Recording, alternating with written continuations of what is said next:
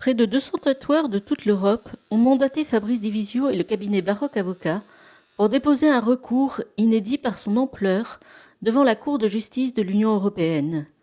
Ils sont vent debout contre une réglementation de l'Europe qui leur interdit d'utiliser des encres de couleur.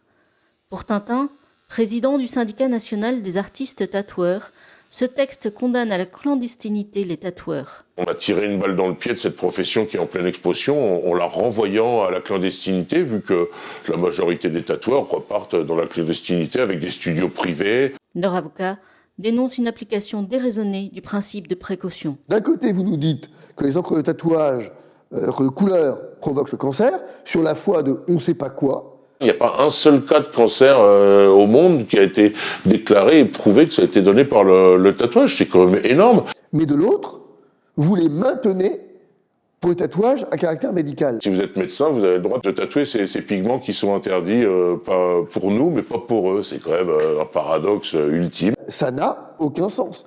Or, la cohérence est un principe juridique fondamental auquel les instances de l'Union sont soumises.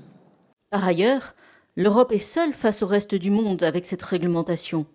Les États-Unis maintiennent, l'Asie maintient, Londres maintient. Donc, en fait, on a encore une spécificité de l'Union européenne qui serait plus royaliste que le roi, si je puis dire, et ça n'a aucun sens. Et le plus drôle dans tout ça, c'est que moi je le sais par des fournisseurs, l'État vient de tester les nouveaux pigments riches qui ont ces fameux 2000 composants qu'on nous a retirés. Et en fait, les pigments riches avec lesquels on nous force à travailler ne sont pas riches et ne remplissent pas les conditions riches.